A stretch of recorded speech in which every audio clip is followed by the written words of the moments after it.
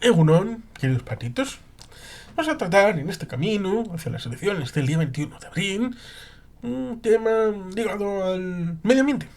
El medio ambiente es algo que habitualmente se suele mencionar, sobre todo teniendo en cuenta los últimos tiempos.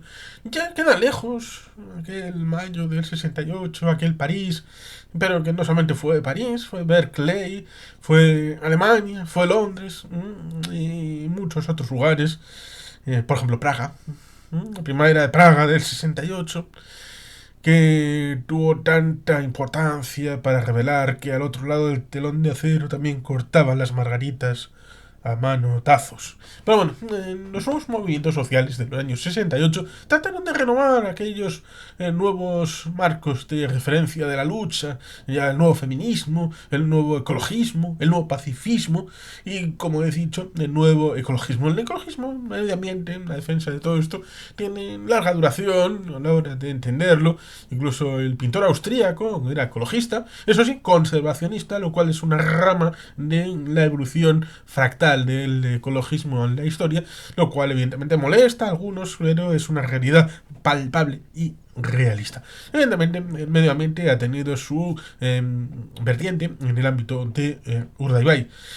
Por ejemplo, el llamado Homo turisticus, Urdaibai, PNV, todas estas cosas que evidentemente todo el mundo debería de saber. El hecho de que la zona de Urdaibai es una reserva de la biosfera, pero algunos confunden reserva de la biosfera con una reserva india, lo cual evidentemente no es y no significa que tengan que tener todos tipi dentro de Urdaibai, ni que, bueno, resultaría curioso que solamente hubiera licencias de casinos dentro de Urdaibai, porque eso significaría que podrían darle a los nativos las licencias que, por ejemplo, hay en Oklahoma o en otros lugares, por ejemplo, en Florida, respecto a ciertos lugares tipo casino. Pero bueno, eso sería largo porque tendríamos próximamente las elecciones del 12 de mayo en Cataluña, el Hard Rock Café, el asunto ligado a Portaventura, el final de la posibilidad de unos presupuestos catalanes en 2024 con los comunes, Podemos, y el hecho de que Hard Rock Café sea propiedad de los indios nativos estadounidenses, lo cual estaban impidiendo presentar un proyecto que en definitiva tiene como respaldo unos propietarios nativos americanos. Pero bueno, las incomprensiones de algunos tienen estas cosas. Evidentemente la zona de Urdaibai pues fue objeto de hormigón, posibilidad de ser una zona tipo Marbella, incluso Fórmula 1, cosas que hacía el franquismo, que le gusta bastante hacer destrozos en el medio ambiente. Pero bueno, eso no se hizo. Y al final, en los años 80, fue reserva de la biosfera para ser protegido, con esas marismas que tienen como fondo a situaciones respecto a...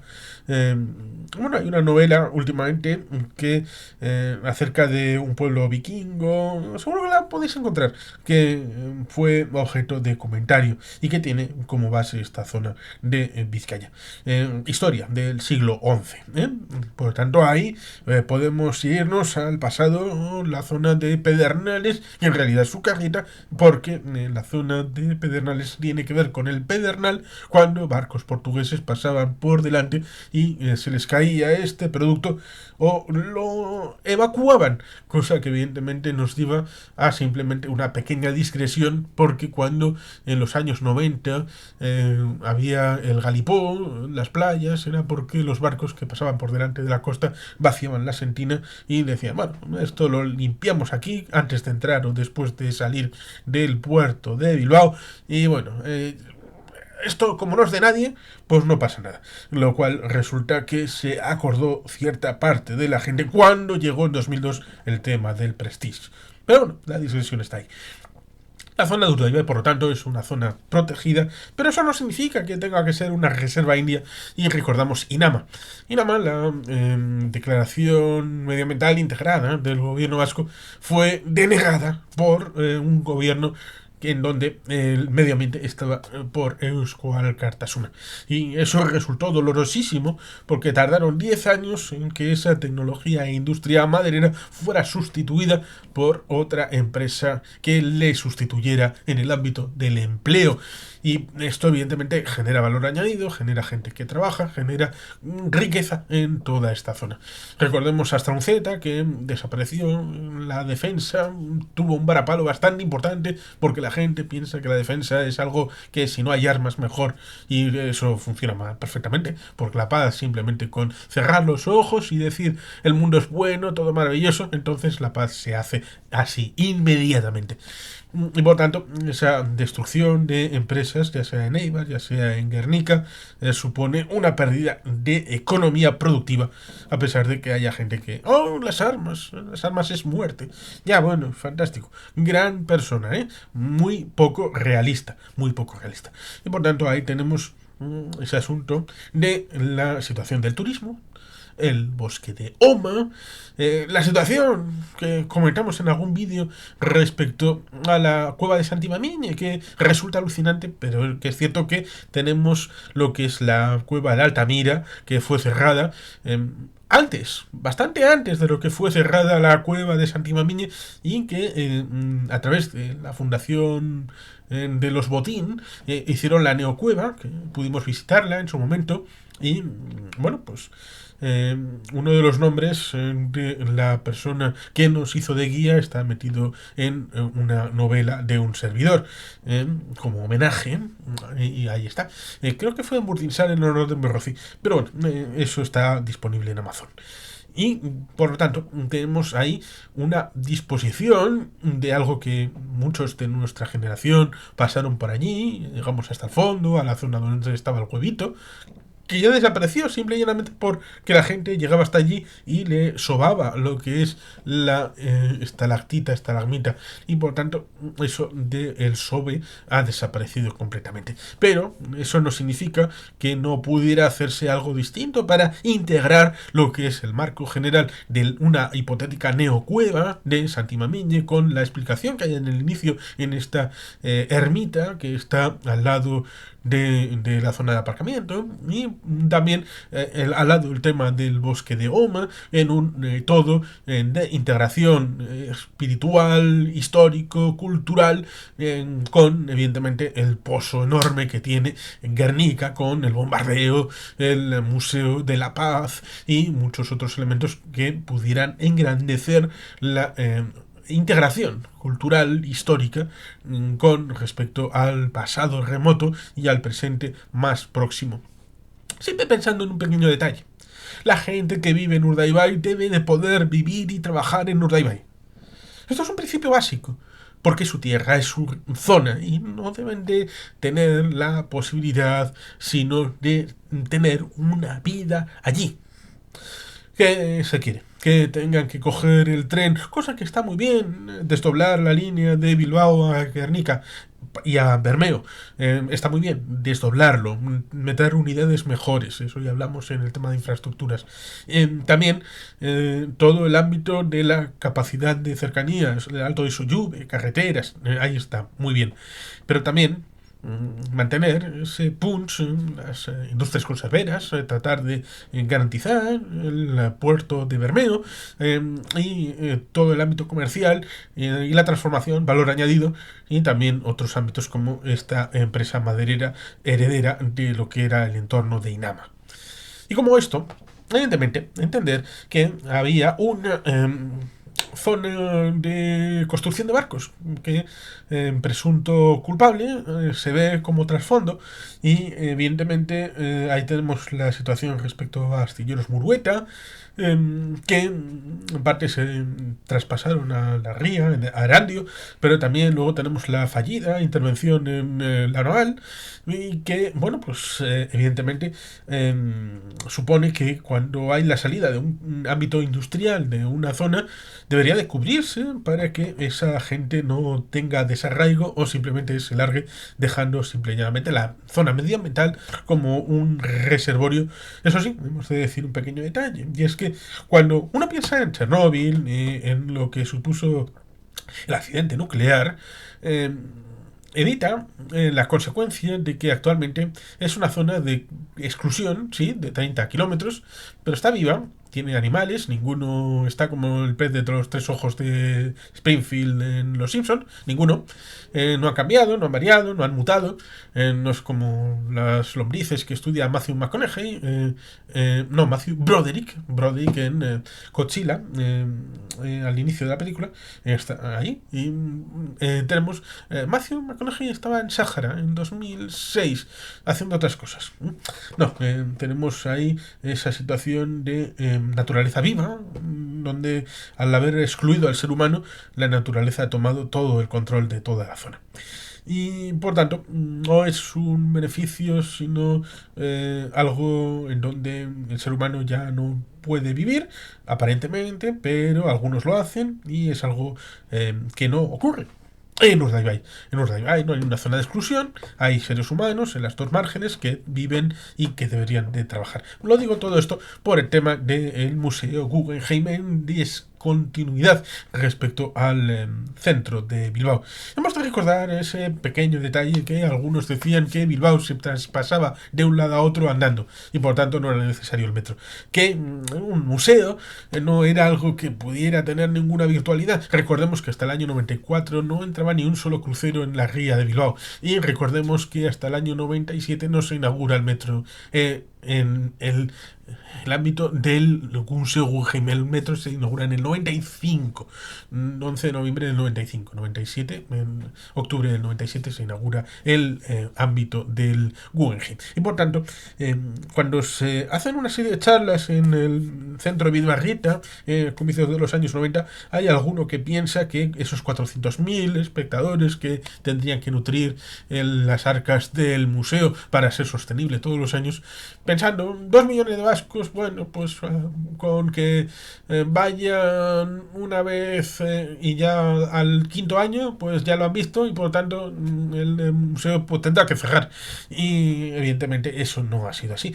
Primero, porque los museos en otros lugares no son lugares estáticos en donde la capacitación establece que tengan un fondo que ya está puesto y es para siempre, sino que tratan de atraer espectadores todos los años, hacen campañas de suscripción, de lo que es competencia entre diversos museos, el Museo Etnográfico, el Museo de Arte, el Museo de Historia Natural, museos de diferentes épocas y de diferentes ámbitos, a la hora de atraer al público para ir renovando. Por lo tanto, pensando que los ciudadanos del entorno no vayan solamente una vez en la vida, por ejemplo, cuando eran jóvenes en el ámbito de la escuela, sino que, oye, yo fui con X años y ahora han cambiado todo lo que tienen en el lineal de enseñarnos. Y por lo tanto, igual hay muchas otras cosas, igual siempre hay alguna parte que es permanente, pero el porcentaje más grande pues son de presentaciones temporales. Y por tanto ahí tenemos un asunto realmente interesante respecto a la conceptualización de lo que es un museo en Estados Unidos. Por ejemplo, Noche en el Museo, que recomiendo ver, por ejemplo, lo que hicieron en Bellum Martis, en ámbito de Noemí y David, a la explicación de lo que supone. Y tenemos ciertamente lo que supone el Guggenheim de Bilbao. Al lado está el Bellas Artes, que, bueno, pues quizá tendrían que tener ese espíritu a través de Vidarte en el ámbito del Guggenheim, pues tratar de sacar cada cierto tiempo de sus fondos, que son bastantes, esos cuadros, sobre todo con el nuevo espacio que se va a habilitar en el Museo de Bellas Artes para que la gente cada vez tenga mayor presencia. Tiene bastante, creo que eran unos 300.000 los espectadores, que es bastante de lo que es el Bellas Artes, y 1.300.000 aproximadamente del Museo Guggenheim, que deberían de unir sinergias, uno de arte más, entre comillas, clásico y el otro arte moderno, a la hora de generar una especie de anillo cultural, pero evidentemente el fondo, que en algunos museos, ya sea el Prado, el Hermitage, el British, Louvre, pues podrían tener otros 9 museos como ellos, y aún tener fondo para exhibir. Por eso se están dando estas ideas de los museos en desconexión. Resulta alucinante que el ámbito de Barcelona rechazó tener una delegación sucursal del Hermitage. Es alucinante. Evidentemente no te van a dejar las piezas más importantes, pero evidentemente en esto se ha especializado por Málaga. Málaga tiene algún que otro museo, como una delegación de la Galería Pompidou en París, y bueno, pues ahí está un beneficio para esta ciudad andaluza. Pero evidentemente tenemos la desconexión también de Reina Sofía en la ciudad de Santander, en el antiguo Banco de España, y el Centro Botín, que tiene un fondo propio que lo quería enseñar a la propia ciudad nativa, y tenían un local en la parte de atrás de su sede que va a ser un centro también cultural, y quisieron hacer un lugar concreto para ir poniendo alguna cosita por ahí, y bueno, pues está muy bien porque esto está así. Pero en el caso de Guggenheim, pues resulta curioso porque para poder sacarlo solamente fue el PNV el que estuvo apostando por el sistema Guggenheim desde el principio. Para poder sacarlo adelante hubo que detraer un tercio del volumen de lo que era el museo, es decir, 5.000 metros cuadrados, lo cual evidentemente supone una merma de la capacidad expositiva o de almacenamiento. ¿Cómo se subsana esto? Pues con un tránsito a una aplicación más amplia. Evidentemente no se puede hacer en Bilbao, pero se puede hacer en otros lugares para que se integre dentro de ese anillo cultural con esos museos que hay en el centro de Guernica, con la situación de estos otros lugares que pudieran añadírsele a la hora de hacer un entorno en esa reserva natural de la biosfera, que hablarían de la naturaleza, del centro de interpretación de las aves, que podrían encajar también con todo esto, hacer un marco general con un relato en donde la situación de aire, tierra, todos los 4 elementos, y el ser humano como centro, llamado quinto elemento, a la hora de entender toda esa relación naturaleza, ser humano, y historia y cultura, en donde esa desconexión con nueva parte del fondo de la cultura del museo, pues pudiera incorporar obras de arte para el disfrute de la población, y habría gente que iría, que nutriría los elementos gastronómicos, los elementos comerciales de lo que es toda la zona de Guernica y alrededores, y por tanto ahí sería un elemento de crecimiento económico, de arraigo de toda la gente que trabajaría y que tendría su importancia a la hora de establecerlo. Pero evidentemente hay gente que habla de el medio ambiente como algo dogmático. Recordemos la pasarela de Montpas como un elemento que no, esto no puede ser, no puede hacerse, qué vergüenza. Y por tanto, no, el cruce entre lo que es la playa de Arregúnaga con respecto al Puerto Viejo, que en un voladizo parecido a lo que podía ser Montpas, pero sin estar anclado necesariamente al acantilado, tampoco se ha hecho, a pesar de que el estudio de impacto medioambiental ya estaba hecho a través de una empresa de ingeniería. Cosa que evidentemente el juego con respecto a la población ha hecho limitante parte de lo que supone esta relación con el ser humano, que debería ser el centro de todo, pero a veces ponemos el centro de todo a la madre naturaleza de la que surgimos para alejarnos de ella y tener una convivencia civilizadora como seres humanos. Y esto evidentemente nos debería de dar que pensar, porque tenemos muchos impactos en el medio ambiente. Hace unos días hablábamos de lo que es la política del medio rural, en el ámbito de la agricultura. La agricultura, que socialmente es aceptada, es una, pero la que medioambientalmente es sostenible como agricultura ecológica, a pesar de que haya una agricultura que lleva ese nombre, la agricultura ecológica no existe. Ninguna. Absolutamente ninguna. Porque toda sistemática de agricultura supone una agresión intolerable a un medio natural del que no ha surgido ninguno de esos, sino una selección natural hecha por el hombre por tanto no es natural, sino es humana, de todas estas especies que han sido controladas durante 3.000 años. Por tanto, cuando se habla de transgénicos, llevamos haciendo transgénicos 3.000 años, y por tanto eso debería de entrar en la cabeza de la gente. Tenemos un impacto social. Las mejores tierras para cultivar son las ciudades. ¿Por qué? Pues porque tienen el tránsito del agua, que es muy necesario para la vida del ser humano. Y por lo tanto, si quisiéramos unas tierras mejores para cultivar, pues tendríamos que desalojar nuestras propias ciudades. Evidentemente, eso no va a ser así. Por lo tanto, ahí tenemos una necesidad objetiva de comprender que el medio ambiente está más o menos en función del equilibrio humano, pero también de la propia sostenibilidad en el tema de la huella ecológica y todo esto, pero siempre entendiendo que no podemos ir a un decrecimiento, porque si planteamos un discurso en ese sentido, nos encontraremos frontalmente con la gente. Por eso se escudan con supuestas conspiraciones, Agenda 2030, supuestas conspiraciones respecto a no sé qué cosas, para no plantear directamente de que lo que quiere cierta gente, cierta izquierda, es el decrecimiento económico, es decir, gastar menos, que haya menos población, que haya menos industria, que haya menos. Pero evidentemente ese harakiri no se puede plantear en público porque no sería aceptado y la gente no lo compraría, pero por eso lo hacen de manera oculta, en hechos y con unos discursos presuntamente ecologistas. Por eso hay que exponerlos a la verdad y decirles que cuando, por ejemplo, no quieren el Museo Guggenheim en Urdaibai, lo que quieren es una reserva india para Urdaibai, donde no haya economía productiva, donde tengan simple y llanamente que vivir gente, ahí, del aire, haciendo la fotosíntesis, y resulta eso contrario al espíritu de patria que tenemos en Euskadi.